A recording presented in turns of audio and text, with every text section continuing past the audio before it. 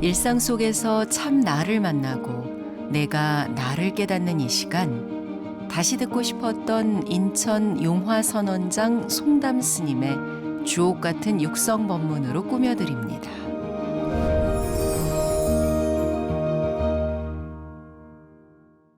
우리의 마음자리는 마치 꽃비 없는 소처럼 한 번 놓쳐버리고 말면은 그 놓쳐버린 꽃비 없는 소가 산으로 들로 깊은 숲으로 한번 숨어버리면 아무리 찾으려고 해도 도무지 어디가 있는지 자취를 볼 수가 없는 것입니다. 그래서 이 산 저 산 골짜기마다 찾고 또 찾고 헤매다가 간신히 그 소의 발자취를 발견하게 됩니다. 그 발자취를 더듬어서 차츰차츰 가다 보면은 저만치 나무 그늘에 소의 모습을 발견하게 됩니다. 그 모습을 발견을 하고 소 있는 뒤로 쫓아가면은 그 소는 사람을 보고 두려워서 또 멀리 달아납니다. 또 그 쫓아가고 또 멀리 달아나고 차츰차츰 그렇게 해서 겨우 어떻게 해서 그 소를 붙들게 됩니다. 소를 붙들어서 꽃비를 짬매 가지고 그래 가지고 또 얼마 동안을 소란 놈이 도망다니면은 그 소 꽃비를 잡고 사람이 끌려다니다가 그렇게 하기를 얼마 동안을 땀을 흘리고 애를 쓴 다음에는 차츰차츰 소도 기운이 좀 떨어지고 사람이 자기를 정말 해치려고 한 것이 아니로구나 이렇게 생각이 들면서 소가 그렇게 펄펄 뛰고 도망가려고 하던 것을 덜 하게 됩니다.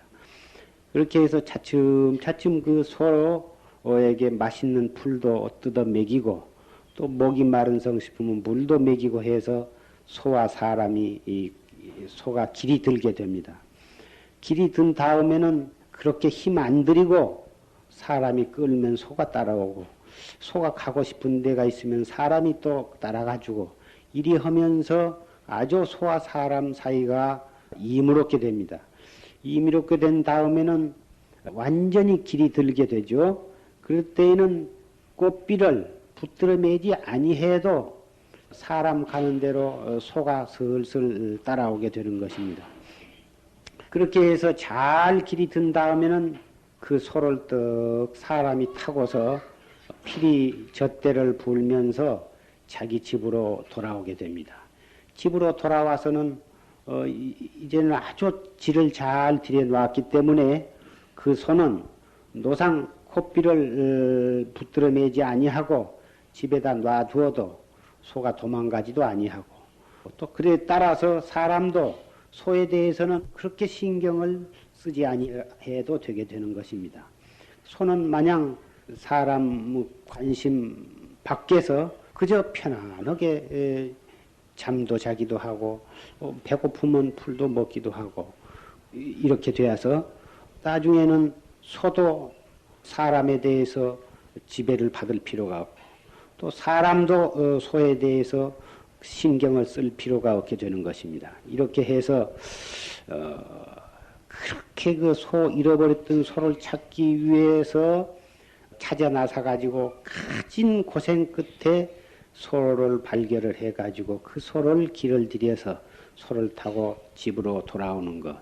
이것은 바로 우리가 우리의 마음 언제 잃어버렸는지 우리에게도 부처님과 조금도 다름없는 마음자리, 내 마음의 부처, 마음 자성자리를 언제 놓쳐버렸는지 그것을 잃어버리고서 무량겁을 육도유도를 해내려오고 있는 것입니다. 다행히 우리는 불법을 만나서 우리에게도 부처님과 조금도 다름없는 마음의 부처가 우리에게 다 낱낱이 본래부터 갖추고 있다고는 사실을 우리는 알게 된 것입니다.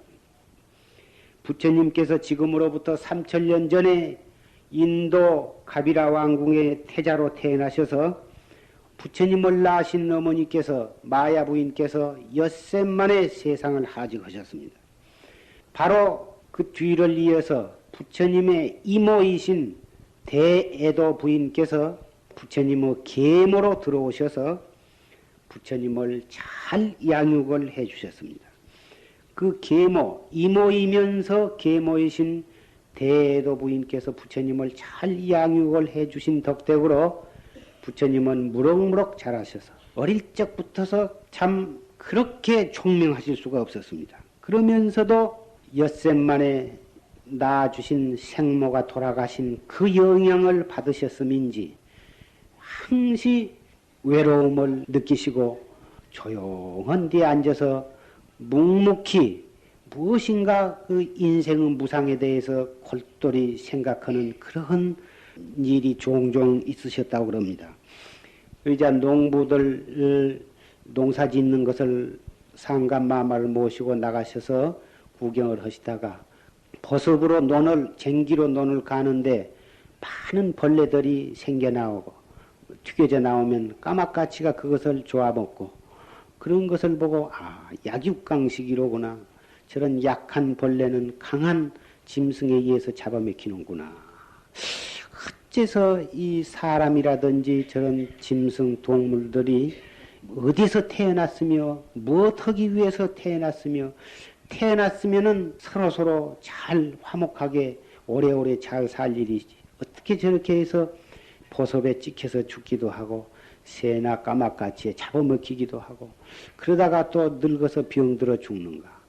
이런 것을 보고 고연히 심사가 괴롭고 측은하고 인생이 무상한 것을 느끼시고 결국은 그러한 모든 것들이 동기가 되어서 부처님은 왕궁의 부귀를 헌시짝같이 버리시고 정든 아내와 귀여운 나후라 아드님을 다 버리시고 밤중에 성을 넘어서 히말라야 산속으로 들어가셔서 스스로 그 머리를 깎고서 수행 12년 동안이라는 세월을 고행수도를 하셨습니다.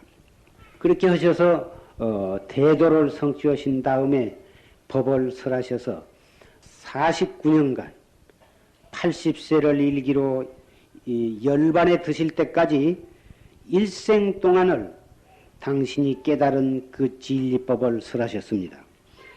맨 처음에 21일 동안에 걸쳐서 당신이 깨달으신 그 진리법을 그대로 설하셨습니다. 그러나 아무도 그 진리법을 이해하는 사람이 없었습니다.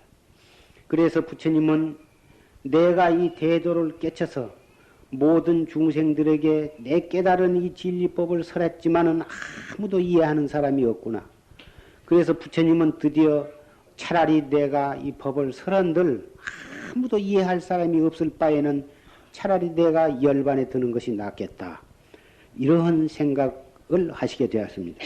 그때 공중에서 공청이 있기를 과거의 모든 부처님께서도 중생의 근기 따라서 옅은 법문부터서 설해가지고 차츰차츰 중생의 근기가 수승해짐에 따라서 점점 깊은 말씀을 하신 다음에 마지막에 가서 부처님의 깨달으신 바 진리를 설하신다면은 그 많은 중생 가운데는 반드시 마음의 눈을 떠서 대도를 성취할 사람이 있을 것입니다. 이러한 공청이 있었습니다. 그래서 부처님께서도 생각을 돌리시고 아함경이라고 하는 아주 옅은 법문부터서 설법을 하시게 되었습니다. 아함경을 12년 동안을 설하시고 그 다음에 방등경을 8년 동안 설하시고 그리고서 더 깊은 경전 반야경을 21년 동안에 걸쳐서 설하셨습니다. 그 다음에 그보다도 더 깊은 진리가 담겨있는 법화경을 8년 동안에 걸쳐서 법을 설하셨습니다. 그리고 맨 나중에 언어를 사용하지 아니하고 법을 설하셨습니다. 그것이 바로 삼처전시입니다. 영산회상에 100만억 대중이 모였는데 하늘에서 꽃비가 쏟아져 내렸습니다. 그것은 부처님 성현 성현 가운데 제일 높으신 성현이신 서가열의 부처님께서 중생을 위해서 법을 설하시려고 하는 그것을 저 하늘나라에 있는 제석천왕이 옥황상제가 그 부처님을 찬탄하는 뜻으로 하늘에서 꽃비를 내렸습니다. 그 꽃 한 송이를 부처님께서는 주셔서 대중 앞에 보이셨습니다. 아무도 대중 가운데 부처님께서 그 꽃을 드신 뜻을 이해를 하지를 못했습니다. 오직 가섭존자, 일생을 다 떨어진 누대기를 입고 날마다 걸식을 하면서 도를 닦으신 부처님의 제자이신 가섭존자가 그 부처님께서 꽃을 드신 뜻을 이해를 하고서 삐긋이 웃었습니다. 부처님께서는 벌써 그 많은 100만억 대중 가운데에서 오직 가섭존자 한 사람이 이 진리법을 이해를 했구나. 그것을 아시고 부처님께서는 가섭존자에게 법을 전하셨던 것입니다. 그 다음에 또 한 번은 부처님께서 법화경을 설하시는데 땅에서 탑이 떡 솟아올랐습니다. 그 탑이 공중으로 솟아올랐습니다. 그래가지고 그 탑 속에서 부처님께서 법화경을 설하시니 그것이 너무나도 참 그 법이 위대하시고 부처님이 거룩하시니까 그 부처님의 법 설하신 것을 증거하기 위해서 저 무량겁전 다보불께서 그 부처님의 법 설하신 것을 증명하시기 위해서 나타나셨던 것입니다. 다보탑 앞에서 부처님께서는 다 누대기를 입고 있는 그 가섭존자에게 그 자리를 떡 반을 비켜주시면서 가섭존자로 하여금 그 자리에 앉게 하셨습니다. 이것이 바로 두 번째 법을 전하신 것입니다.